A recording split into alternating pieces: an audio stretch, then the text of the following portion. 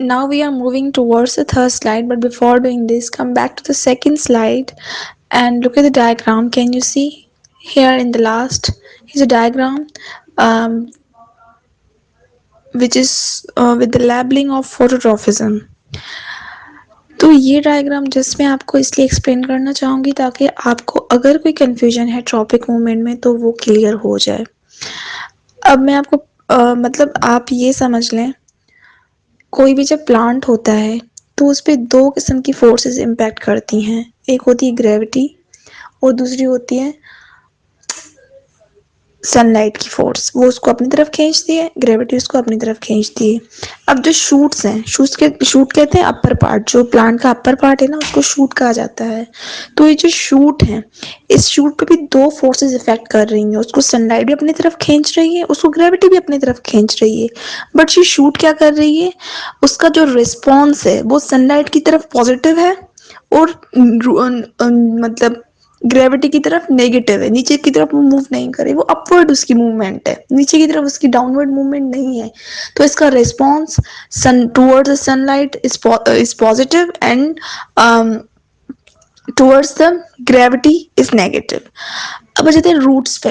Roots पे भी जो है दोनों ही फोर्सेस इम्पैक्ट करेंगी। तो क्या आपने रूट्स को देखा ऊपर मूव कर रही हूँ? नहीं, बिल्कुल नहीं करेंगी, क्योंकि वो जो रूट्स होती हैं फिर उनके ये दोनों एक दूसरे के बिल्कुल अपोजिट हैं।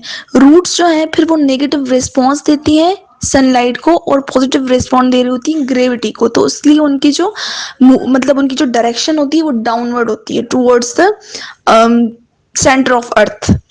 जमीन की तरफ होती है उनकी जो मूवमेंट होती है, उनकी जो डायरेक्शन होती है, सॉरी मूवमेंट नहीं, उनकी जो मूवमेंट या डायरेक्शन, उनकी जो मूवमेंट या डायरेक्शन होती है वो जमीन की तरफ होती है। सो शूट्स की upward towards the sunlight, positive response toward the sunlight, that we call phototrophism, and the movement of shoots to downward towards the earth that we call geotropism. I hope आप क्लियर हो चुका होगा। Further इसको explain कर लूँ। पहला गमला आप देख रहे हैं, उसके अब ये क्लियर है कि ऊपर क्यों, ये जो ऊपर का पार्ट है इस शूट कहेंगे, नीचे ऑब्वियसली रूट होगी।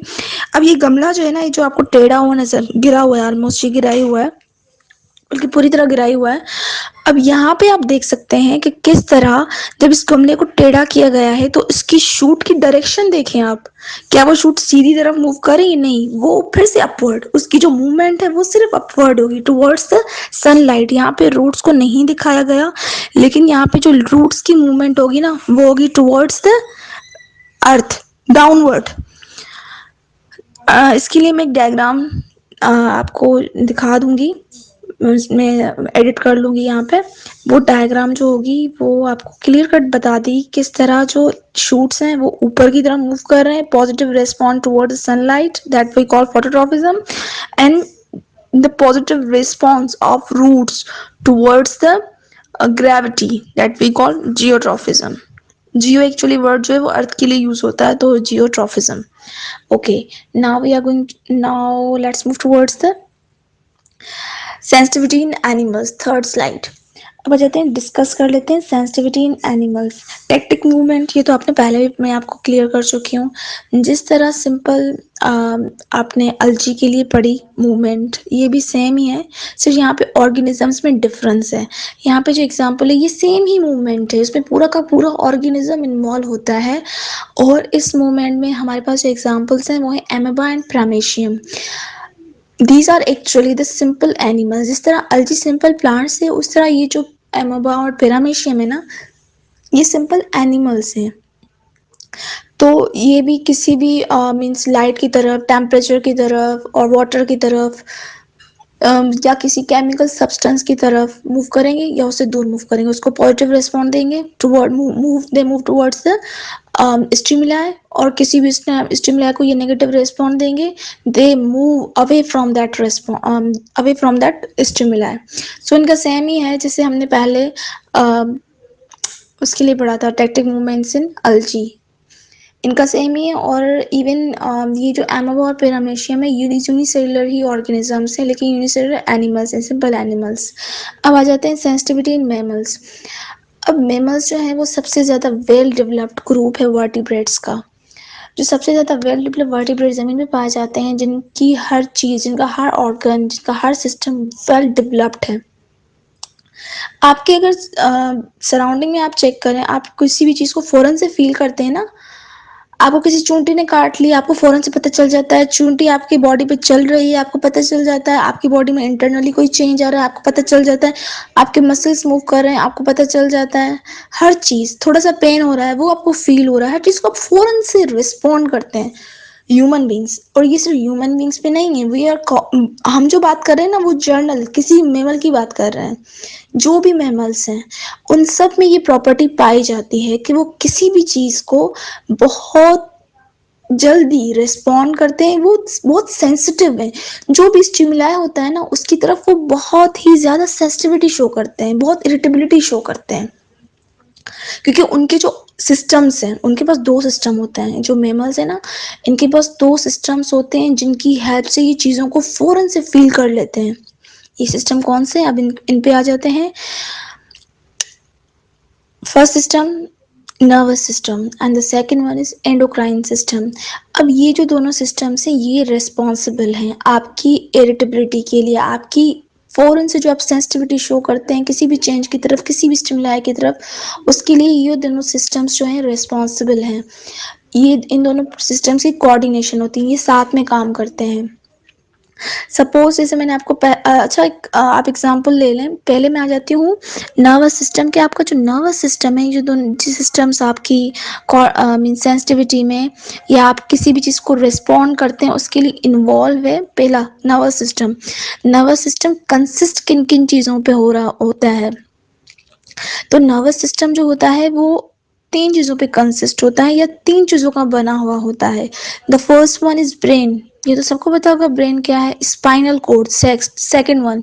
अब ये स्पाइनल कोड क्या होती है? ब्रेन से एक hollow tubular fluid filled nerve arise होती है, एक फ्लूइड फिल्ड कैविटी अराइज होती है, लॉन्गर मतलब लॉन्गिट्यूडनल लंबी सी एक पाइप लाइक स्ट्रक्चर अराइज होती है, जिसे हम कहते हैं नर्व कोड। और मैं आपको इस तरह से समझा सकती हूँ। अब आप सब अपने बाल, अपने बैक साइड, अपनी बॉडी की जो आपकी बैक साइड है, उस पे आप जहाँ तक आपके बाल हैं, सर के बाल हैं, वहाँ पे आप हाथ रखें। यहाँ तक ये सारा ब्रेन है, ठीक है। अब इसके नीचे फिर जा रहे हैं, आप हाथ को नीचे नेक की तरफ मूव कर रहे हैं आप बैक। अब यहाँ पे आपको क्या नजर आ रहा है? ये आ रहा है नजर, आप ये आपको फील हो रहा है हड्डी सी। यहाँ पे प्रेजेंट होता है आपका स्पाइनल कोड, मतलब पहले ब्रेन था दिमाग तक, ठीक है, उसमें अंदर आपका ब्रेन था। उसके बाद फौरन से जो होता है वो स्पाइनल कोड, बल्कि काफी आगे, नेक से भी काफी काफी ऊपर आपका जो होता है वो स्पाइनल कोड फिर स्टार्ट हो जाता है और फिर ये नीचे की तरफ मूव करता है और इसके दोनों साइड से नर्व्स अराइज होना स्टार्ट होती हैं। तो यहाँ पे जो हमारा नर्वस सिस्टम है वो 3 चीज़ों पे कंसिस्ट है। The first one is brain, second one is spinal cord and third one is nerves. अब आ जाते हैं एंडोक्राइन सिस्टम पे। तो एंडोक्राइन सिस्टम जो होता है वो किन किन चीज़ों पे कंसिस्ट होता है? एंडोक्राइन जो सिस्टम जो है वो डिपेंड करता है एंडोक्राइन ग्लैंड्स पे। और वो एंडोक्राइन ग्लैंड्स जो होते हैं वो प्रोड्यूस करते हैं हार्मोन्स को, ठीक है। लाइक ये जो हार्मोन्स होते हैं एक्चुअली ये होते हैं केमिकल सब्सटेंसेस जो कोई भी एंडोक्राइन ग्लैंड प्रोड्यूस करता है। अब मैं आपको क्लियर कर दूं कि एंडोक्राइन जो सिस्टम होता है ये बहुत सारे ग्लैंड पे कंसिस्ट होता है। फर्स्ट आपकी ब्रेन में एक ग्लैंड प्रेजेंट है जिसे कहते हैं पिट्यूटरी ग्लैंड।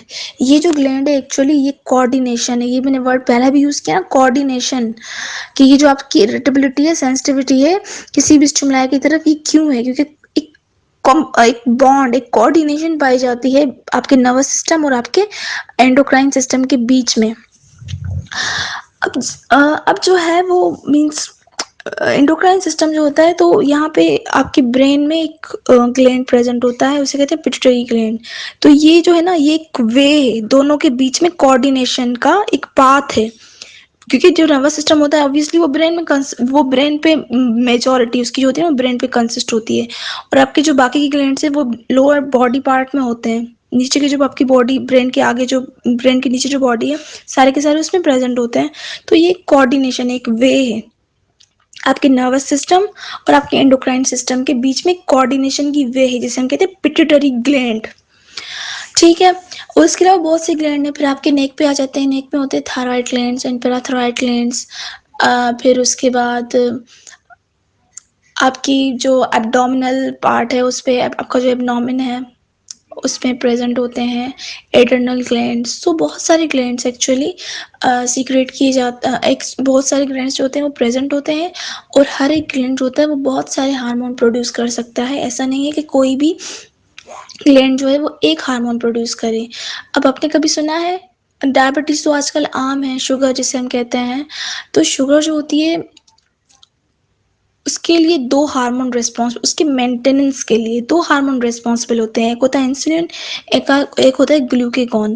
अब ये दोनों जो हार्मोन्स है ना ये एक ही एंडोक्राइन ग्लैंड प्रोड्यूस करता है, जिसे हम कहते हैं पैनक्रियास। तो कोई भी एंडोक्राइन ग्लैंड एक से ज़्यादा हार्मोन प्रोड्यूस कर सकता है। और ये सारे ग्लैंड्स मिलकर एक एंडोक्राइन सिस्टम बनाते हैं, पूरा का पूरा सिस्टम। और ये हार्मोन्स क्या होते हैं, ये सब्सटेंसेस हैं। ये एक्चुअली केमिकल सब्सटेंसेस हैं जो कोई भी एंडोक्राइन ग्लैंड बॉडी में रिलीज करता है। अब मैं ये चीज़ समझाने से पहले आपको एक चीज़ क्लियर कर दूं कि आपके जब कभी आप किसी आयरन कर रहे हैं, सपोज आप कपड़े अपने आयरन कर रहे हैं, इस्त्री कर रहे हैं, और आपकी फौरन से आपका हाथ लग जाता है, टच कर जाता है इस्त्री पे, आयरन पे, तो फौरन से आप अपना हाथ हटा लेते हैं ना। ये रिस्पॉन्स, ये जो होते हैं ना आपकी मतलब हाथ में होते हैं रिसेप्टर, बल्कि आपकी पूरी की पूरी स्किन में रिसेप्टर होते हैं। आपको एक छोटी सी चूंटी काट ले आपको पता चल जाता है। आपकी सारी की सारी बॉडी में होते हैं रिसेप्टर्स। और ये रिसेप्टर्स उसी टाइम माइक्रो सेकेंड्स में, जिस टाइम मतलब एक चीज होती है एट द मोमेंट आप उस चीज को फील करते हैं। इतना वेल डेवलप्ड है मैमल्स का, मैमल्स के जो सिस्टम्स हैं, endocrine system and nervous system इतने ज़्यादा वेल डेवलप्ड हैं कि आप फ़ौरन से उन चीज़ों को फील करते हैं। इतना फास्ट है ये, आपका आपके जो सिस्टम्स हैं ये इतने फास्ट है, इतने वेल डेवलप्ड हैं। बाकी ऑर्गेनिजम्स में इतने डेवलप नहीं होते। बाकी ऑर्गेनिज्म थोड़े पैसिव मोड के होते हैं, स्पंजेस पढ़े होंगे आपने, अर्थ्रोपोड, वो इतने एक्टिव नहीं होते जितने मैमल्स एक्टिव हैं, क्योंकि वेल डेवलप्ड ऑर्गेनिजम्स हैं। तो आप फौरन से मतलब चलें बैक टू आयरन पे आ जाते हैं कि अब आप कपड़े आयरन करें तो फौरन से अपना हाथ हटाते हैं। ये क्यों हटाते हैं, ये आपको कौन कहता है, कौन आपको कमांड देता है कि आप फौरन से अपना हाथ हटा लें? ऑब्वियसली योर नर्वस सिस्टम, आपका ब्रेन आपको ये कमांड देता है। ये आपका एक्चुअली रेस्पॉन्ड होता है, और रेस्पॉन्ड किस सूरत में आता है, एक मूवमेंट की सूरत में। फौरन से आप अपना हाथ खींच लेते हैं, बैक वापस ले लेते हैं अपना हाथ। ये होता है, ये रेस्पॉन्ड, एक स्टिमुलाई हुआ, आपने टेम्परेचर फील किया, फौरन से अपना हाथ हटा लिया, रेस्पॉन्ड, ये आपका रेस्पॉन्ड है। और इसमें रेस्पॉन्ड में क्या हुई, एक मूवमेंट आई, आपकी बॉडी में एक मूवमेंट आई। अब ये तो हो गए चेंजेस इन एक्सटर्नल इन्वायरमेंट। ठीक है। उसके अलावा बात कर लेते हैं इंटरनल इन्वायरमेंट। आपकी बॉडी में भी काफ़ी चेंजेस आ रहे होते हैं। कभी आप ज़्यादा गर्मी फील कर रहे होते हैं, कभी आप खुशी फील कर रहे होते हैं, कभी आप अपसेट हो जाते हैं, कभी आपको गुस्सा आता है। और उसके अलावा और भी बहुत सी चीज़ें हैं बॉडी में जो डिस्टर्ब हो जाती हैं समटाइम्स।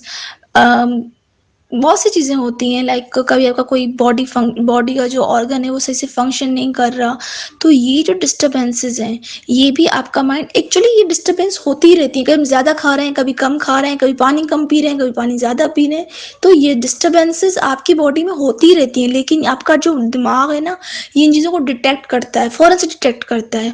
और फिर ये क्या करता है, फिर यहाँ पे आ जाती है जब आपका इंटरनल इन्वायरमेंट कोई स्टिमुलाई आपको देगा, कोई चेंज जब आपके इंटरनल इन्वायरमेंट में होगा, तो यहाँ पे एक क्लियर कट कोऑर्डिनेशन नजर आ जाती है नर्वस सिस्टम के और एंडोक्राइन सिस्टम के बीच में।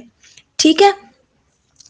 अब ये दोनों सिस्टम मिलकर करते क्या हैं, इन दोनों के बीच में कोऑर्डिनेशन है। आपकी बॉडी में कोई भी डिस्टरबेंस हुई, फौरन से आपका माइंड उसको डिटेक्ट करेगा, फौरन से डिटेक्ट कर लेगा, और फिर वो कमांड भेजेगा। किसके थ्रू, वो जो पिट्यूटरी ग्लैंड मैंने आपको पहले बताया था, मास्टर ग्लैंड से कहा जाता है, उसके थ्रू एक कमांड भेजेगा आपकी बॉडी के जो दूसरे ग्लैंड्स हैं उनकी तरफ। और वो कमांड किस तरह भेजता है, वो भी हार्मोन रिलीज करता है। वो हार्मोन जो होते हैं ना एक्चुअली मैसेंजर लाइक वर्क करते हैं। वो कमांड होता है दूसरे एंडोक्राइन ग्लैंड्स के लिए कि फला एंडोक्राइन ग्लैंड ये काम करे।